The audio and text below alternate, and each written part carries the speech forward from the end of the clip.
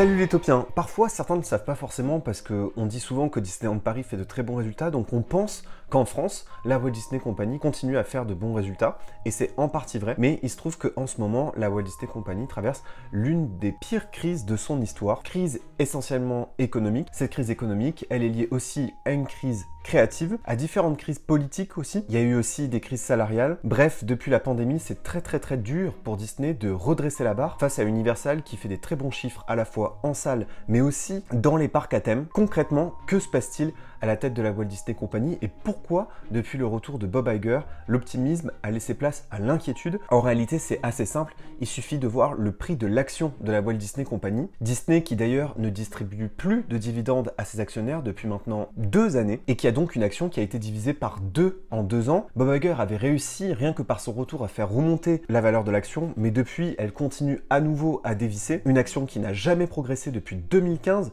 et ce, malgré les très bons résultats de la Walt Disney Company en 2019. Et comme je vous l'expliquais en introduction de vidéo, il y a plusieurs facteurs, tout ça est multifactoriel. C'est un peu comme la montée des périls, c'est une succession de mauvaises décisions, tout ça dans un contexte assez chaotique. Même si Disney est toujours bien le mastodonte du divertissement, il n'est plus au rendez-vous et ses chiffres sont moins bons qu'avant. D'abord parce que la Walt Disney Company aurait sans doute racheté trop cher le studio Century Fox. À l'époque, Bob Iger l'avait acheté pour 70 milliards de dollars. Et je pense que d'un point de vue à la fois marketing et créatif, il y a un problème aussi avec la gestion du studio Century Fox qui s'insère vraiment pas bien dans l'écosystème Disney et dont beaucoup de productions sont laissées à l'abandon en termes de promotion, hormis pour le cas d'Avatar et l'univers Marvel qui est un cas très spécifique dans ce studio. Et on va pas tellement s'étaler dessus, il y a l'effondrement de Disney+. Vous avez tous suivi l'engouement des plateformes de streaming. Nous-mêmes, on l'avait beaucoup traité sur cette chaîne entre 2019 et 2020 en raison de la crise Covid. Depuis quelques temps, c'est l'effondrement des plateformes de streaming. Disney n'est pas la seule plateforme touchée. En revanche,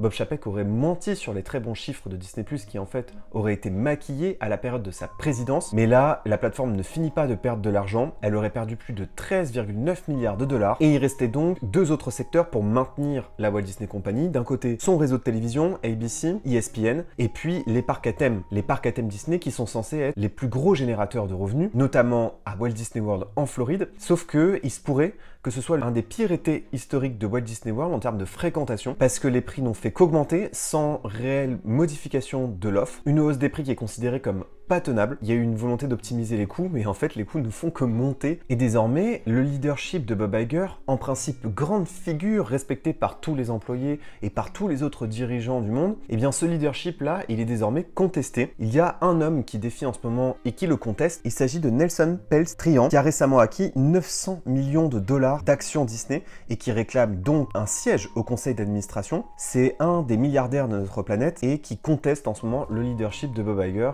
et les décisions prises par la Walt Disney Company. Bob Iger qui a réussi un nouveau tour de force pour lui-même puisqu'il a réussi à prolonger son contrat en tant que CEO de la Walt Disney Company jusqu'en 2026. Une présence qui, à mon avis, est de plus en plus contestée au sein même du conseil d'administration de la Walt Disney Company. Ce dernier était en principe chargé de trouver son remplaçant qui aurait pu être par exemple Josh D'Amaro, le président de Disney Parks. Je soupçonne Bob Iger en fait dès le départ d'avoir menti sur ses intentions et de vouloir continuer à être PDG de la Walt Disney Company pendant très longtemps. Alors il y a plusieurs facteurs à cette crise, on vient de l'évoquer un petit peu, mais il y a pour moi des facteurs très importants dont on doit parler, dont certains qui vont vous intéresser plus que d'autres.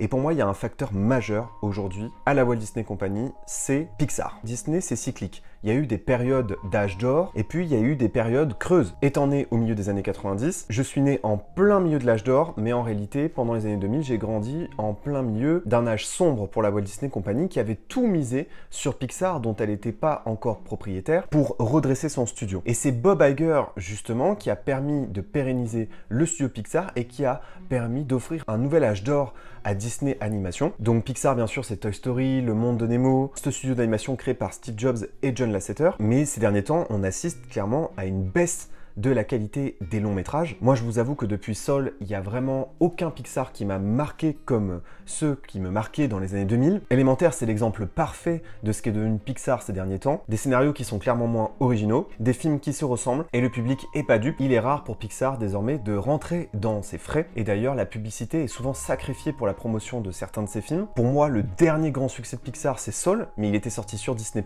et donc c'est très difficile de rentabiliser un film qui est uniquement disponible sur une plateforme de streaming. streaming. Et c'est clairement pas le même budget de production lorsqu'on produit un long métrage pour la plateforme. Et en l'occurrence, ce film était en principe prévu pour les salles de cinéma. Donc il a seulement servi les objectifs business et marketing de Disney+, et il n'a pas été un vrai succès commercial. Ce manque de succès à la fois chez Pixar, mais aussi chez Disney Animation qui se porte tout de même mieux, s'explique notamment par la perte du dirigeant du studio, c'est-à-dire John Lasseter. Tout le monde pense que Bob Iger a dirigé la Walt Disney Company seul. Mais pour moi, Bob Iger était presque en duo avec John Lasseter. Attention, je mets ce terme entre guillemets parce que John Lasseter était évidemment pas le CEO de la Walt Disney Company. C'est important de le rappeler, lorsque John Lasseter était le directeur créatif des studios Pixar, il a été ensuite nommé directeur créatif des studios Disney.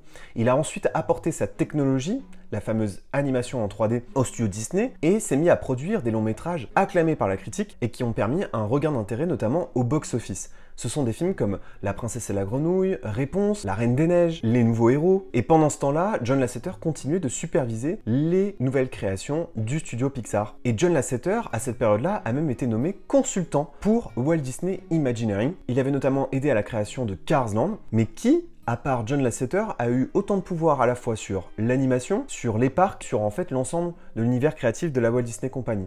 Qui, à part lui, avait autant de pouvoir si ce n'est Bob Iger ou peut-être en son temps Walt Disney, qui était l'esprit créatif, tandis que Roy était un esprit plus pragmatique et financier. Et d'ailleurs, Bob Iger a été interrogé à ce sujet lors d'une interview il y a quelques jours pour rassurer à la fois les salariés, mais aussi les investisseurs, les actionnaires. Et lorsque Bob Iger a été interrogé sur le départ de John Lasseter, qui pour rappel a été sanctionné par la Walt Disney Company, car il avait lui-même reconnu des comportements problématiques au sein même du studio Pixar, auprès d'employés femmes. Il avait donc lui-même reconnu, il avait fait une lettre d'excuse et il avait été exclu, et c'est normal, de la Walt Disney Company. Et lorsque Bob Iger a été interrogé à ce sujet et qu'on lui demande mais alors est-ce que le départ de John Lasseter a contribué à l'affaiblissement du studio, il a répondu qu'il y avait de toute façon un turnover général, et ça c'est vrai parce que John Lasseter n'est pas le seul animateur qui a quitté le studio à cette période. Il a néanmoins reconnu que effectivement le départ de John Lasseter avait été un problème, parce qu'aujourd'hui il y a un vrai problème de leadership créatif chez Pixar, alors que chez Disney on va dire que c'est encore à peu près contenu et que Jennifer Lee, la scénariste réalisatrice de La Reine des Neiges,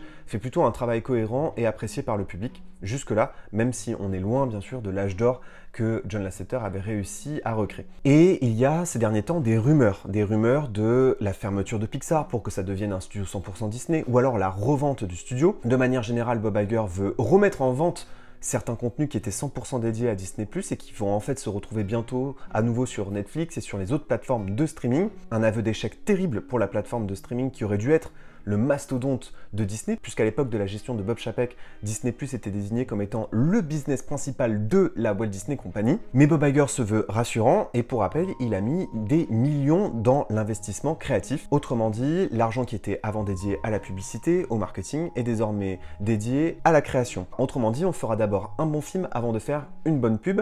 Cela a entraîné d'ailleurs une vague de licenciements qui s'est terminée il y a ça quelques temps, notamment dans les services marketing. Toutes les filiales de Disney avaient été concernés à travers le monde. Donc pour l'instant, pas de changement de cap ni de changement de CEO chez Pixar. Un peu plus d'argent pour produire des contenus prévus pour le cinéma. Disney n'arrive pas à redresser la barre, et quand on regarde l'ensemble du line-up de Disney en 2023, disons que c'est des résultats clairement en demi-teinte. Disney maintient son avance au box-office. Les investissements publicitaires sont tellement forts qu'il est difficile pour les films de rentrer dans leurs frais. Il ne reste plus que donc le film Wish pour convaincre le public cette année et faire un bon résultat au box-office. Sinon, 2023 aura été une année clairement trop en demi-teinte pour le studio. Donc voilà, pour moi, l'un des facteurs qui explique la crise de la Walt Disney Company. Mais il y en a un autre qu'il ne faut pas négliger et qui ces derniers temps s'intensifie à la fois sur les parcs mais aussi sur les longs métrages d'animation, c'est bien sûr le boycott. La Walt Disney Company, à l'époque de Black Lives Matter, a voulu faire un peu le ménage dans ses productions. À l'époque de la gestion de Bob Chapek, certains studios avaient même publié des contenus sur les réseaux sociaux pour dire que certaines scènes LGBT étaient censurées, que certaines scènes d'inclusion n'étaient jamais validées par la direction. Bob Chapek était effectivement quelqu'un de plus conservateur, mais il a tout de suite compris le pouvoir de ce qu'on appelle d'un côté la cancel culture, le fait de ne plus regarder des œuvres parce qu'elles sont problématiques, notamment envers les minorités LGBT, les Afro-Américains, américains. Et puis, il faut éviter de l'autre côté le boycott, puisque les conservateurs américains, très influencés par le réseau de chaînes de télévision, qui d'ailleurs n'a pas été racheté par Disney, le réseau Fox News, qui lui, pour le coup, mène une campagne de boycott de la Walt Disney Company et qui porte ses fruits.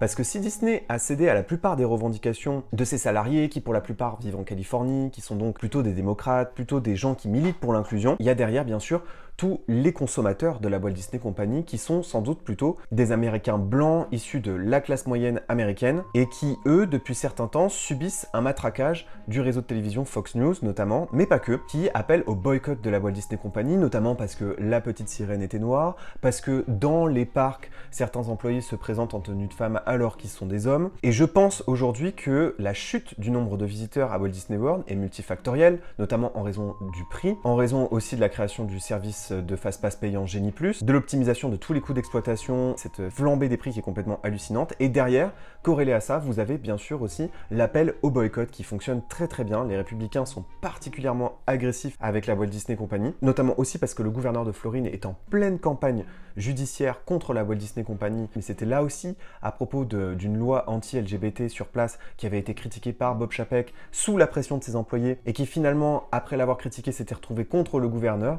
Et aux États-Unis, la culture du cancel et la culture du boycott, ce ne sont pas des choses à prendre à la légère. On l'a vu avec des réseaux de magasins comme Walmart ou Target. Pendant le mois des fiertés, on le voit aussi beaucoup de marques traditionnels qui acceptent de créer du merchandising LGBT, qui modifient un peu leur plateforme de marque pour valoriser les minorités LGBT. Toutes ces marques subissent des campagnes de boycott et les campagnes de boycott sont vraiment suivies. De la même façon que la Walt Disney Company a tout de suite décidé de fermer Splash Mountain au moment de Black Lives Matter parce que la cancel culture existe aussi aux États-Unis. C'est des choses qui sont pas du tout à prendre à la légère. Là où en Europe, les comportements des consommateurs sont, disons, à la fois plus raisonnés, plus passifs, donc ils sont pas forcément au courant de toutes ces histoires. Ils n'ont pas forcément envie de politiser leur consommation d'un point de vue divertissement. Aux États-Unis, c'est pas le cas. Le boycott fonctionne.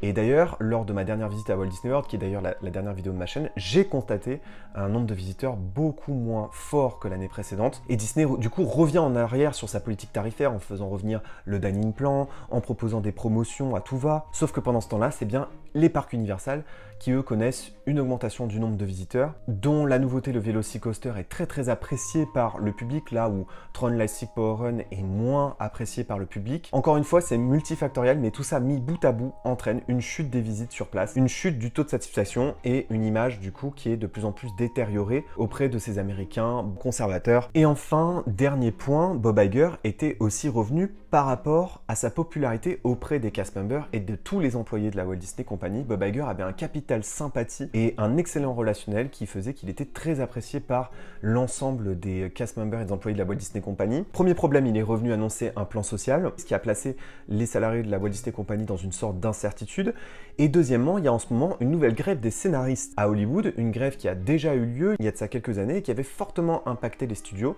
Et là, pour la première fois dans cette fameuse interview dont on parlait à l'instant, Bob Iger s'est montré peu empathique envers les scénaristes et les acteurs qui réclament une meilleure rémunération. Le vrai problème, c'est que sans ces scénaristes et sans ces acteurs, on ne peut pas continuer à produire les œuvres. Et donc, pour la première fois, il y a une sorte aussi de défiance entre les artistes et Bob Iger. On n'en est pas au point de Bob Chapek qui, lui, se faisait critiquer par ses propres studios sur Twitter, sur les comptes officiels. Néanmoins, en coulisses, les salariés, les créatifs s'interrogent et les talents s'en vont de la Walt Disney Company. Et donc désormais, quelle est la suite? Eh bien, Bob Iger ne fait pas d'annonces fracassantes. Il continue de dire qu'il investit massivement à Walt Disney World, notamment dans des plans d'extension du resort. Il continue de dire qu'il met de l'argent chez Pixar, chez Disney Animation, donc dans les espaces créatifs. Il continue de déshabiller Disney+ en termes d'investissement à la fois créatif et marketing. Il explique que les consommateurs ont été trop noyés sous des séries Marvel, Star Wars, donc il préfère cesser de produire de manière industrielle sur Disney+ pour réinvestir dans les studios emblématiques à une cadence raisonnable. Donc sa vision, c'est la création, la création, la création.